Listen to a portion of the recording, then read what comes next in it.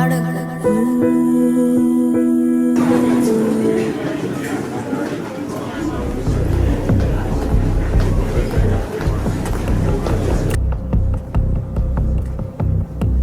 Seniors girls നിന്നെ അവർ കൊന്നു തിന്നു.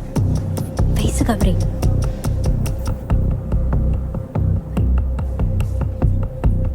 നീ വാ, നമുക്ക് പിന്നെ വരാം.